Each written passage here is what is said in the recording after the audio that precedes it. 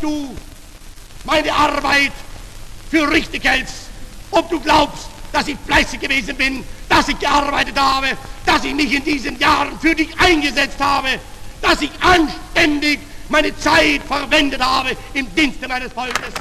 ایک شخص جو دنیا کی تاریخ کا سب سے بدنام لیڈر مانا جاتا ہے، ایک آدمی جو یورپ پر قبضہ کرنا چاہتا تھا، ایک انسان جس کی سوچ نے لاکھوں لوگوں کی جان لے لی، لیکن کیا سچ صرف اتنا ہی ہے؟ آج ہم بات کریں گے ایڈولف ہٹلر کی اصل کہانی پر، ایک ایسے شخص کی جو ایک بیکار زندگی سے اٹھ کر دنیا کا سب سے طاقتور انسان بن گیا، مگر اس کا انجام کیا ہوا؟ ایڈولف ہٹلر 20 اپریل 1889 کو آسٹریا کے شہر بروناؤ ایمن میں پیدا ہوا۔ اس کے والد الوئس ہٹلر ایک اسٹرکٹ ڈسپلنڈ آدمی تھے، جبکہ اس کی والدہ کلارا ہٹلر بہت پیار کرنے والی اور نرم مزاج تھیں۔ ہٹلر کا بچپن کافی ٹف رہا کیونکہ اس کے والد کافی سخت مزاج انسان تھے اور اکثر اسے مارتے تھے۔ ہٹلر ایک ایوریج اسٹوڈنٹ تھا۔ پہلے وہ اسکول میں اچھا تھا، لیکن جب اس کا ایڈمیشن سیکنڈری اسکول لینز میں ہوا تو اس کا انٹرسٹ ختم ہونے لگا۔ ہٹلر کو چھوٹی عمر سے ہی آرٹ کا بہت شوق تھا۔ اس نے وینا اکیڈمی آف فائن آرٹس میں ایڈمیشن کے لیے اپلائی کیا، مگر 1907 اور 1908 میں 2 دفعہ فیل ہو گیا۔ یہ ریجیکٹ ہونے کا دکھ اس کے لیے بہت بڑا تھا، کیونکہ اس کا سپنا تھا کہ وہ پینٹر بنے۔ 1903 میں اس کے والد کے انتقال کے بعد 1907 میں اس کی ماں بھی کینسر سے وفات پا گئی۔ اس کے بعد ہٹلر بہت غریب ہو گیا اور وینا میں ہوملیس لوگوں کے ہاسٹلز میں رہنے لگا۔ وینا میں رہتے وقت ہٹلر نے اینٹی سیمیٹک یہودی مخالف سوچ رکھنے والے لوگوں سے اثر لیا۔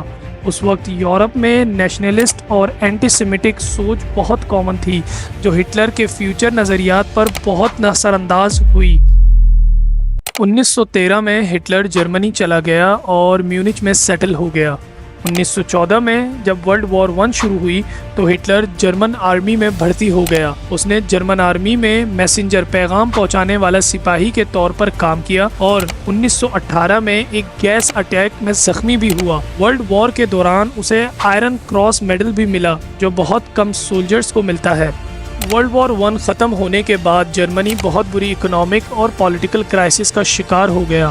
ہٹلر کو یہ بات پسند نہیں تھی کہ جرمنی نے ٹریٹی آف ورسائز سائن کی اور اس نے جرمنی کو بہت کمزور کر دیا۔ 1919 میں ہٹلر جرمن ورکرز پارٹی سے جدا ہو گیا، جو بعد میں نازی پارٹی بنی۔ ہٹلر نے اپنی پولیٹیکل اسپیچز اور نیشنلسٹ ایجنڈے سے بہت جلدی لوگوں کو اپنی طرف کر لیا۔ 1920 میں جرمنی اکنامک کرائسس سے گزر رہا تھا۔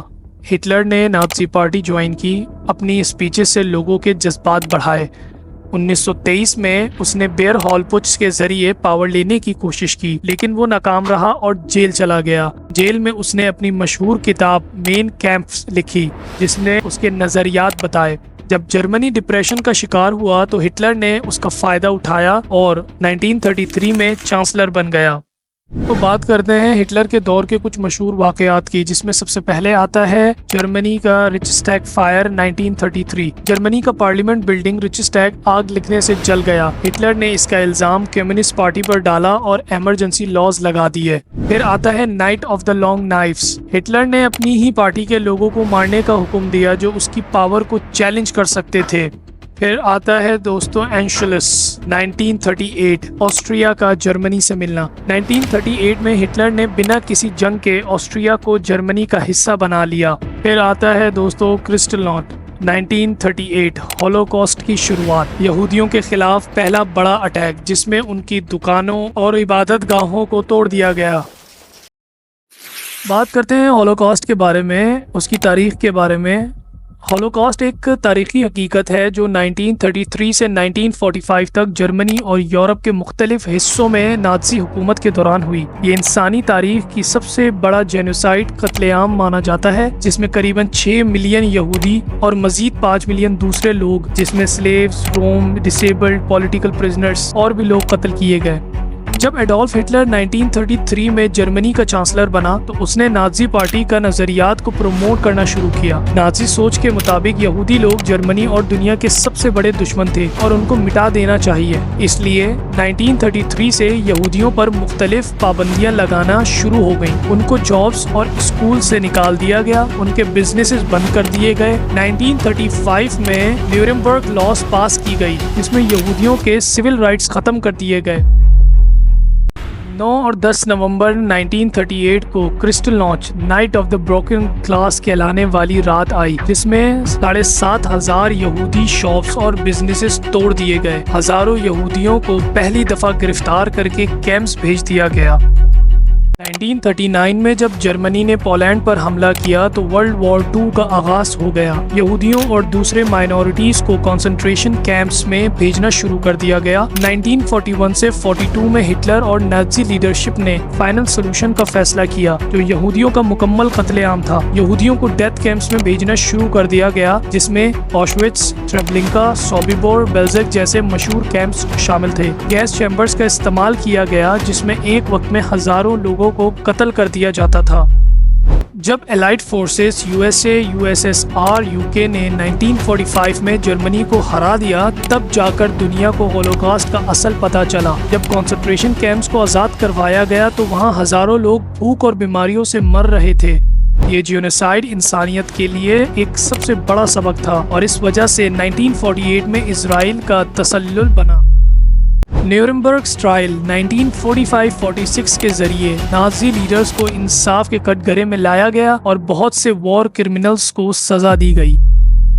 ہولوکاسٹ دنیا کا سب سے بڑا قتل عام تھا جو نفرت اور ریسزم کے انجام کو دکھاتا ہے۔ آج بھی دنیا میں جینوسائیڈ اور نفرت موجود ہے لیکن ہولوکاسٹ ہمیں یہ یاد دلاتا ہے کہ انسانیت کو اس طرح کے کرائمز کو کبھی دوبارہ نہیں ہونے دینا چاہیے۔ اپریل 30 1945 کو جب رشین فورسز برلن میں داخل ہو گئیں، ہٹلر نے اپنے بنکر میں خود کو قید کر کے سوسائڈ کر لیا۔ اس کے ساتھ ہی ایک بھیانک دور ختم ہو گیا۔ ہٹلر کی کہانی ایک سبق ہے کہ طاقت اور نفرت کا انجام صرف تباہی ہوتا ہے۔ آج بھی دنیا اس کے تجربوں سے سیکھ رہی ہے، لیکن سوال یہ ہے کیا دنیا نے واقعی سبق سیکھا ہے؟ ہٹلر صرف ایک شخص تھا مگر اس کی سوچ آج بھی دنیا کے مختلف حصوں میں موجود ہے۔ کیا ہم واقعی ایسے لوگوں سے سبق لے چکے ہیں یا پھر تاریخ خود کو دوبارہ دہرائے گی؟ اگر آپ کو یہ ویڈیو پسند آئی تو اسے لائک کریں، شیئر کریں اور میری چینل کو سبسکرائب کریں۔ اور بھی اسی طریقے کی امپورٹنٹ ٹاپکس اور ریسرچ بیسڈ ویڈیو آپ کے لیے لاتے رہیں گے۔ اپنا خیال رکھیں۔ پیس آؤٹ۔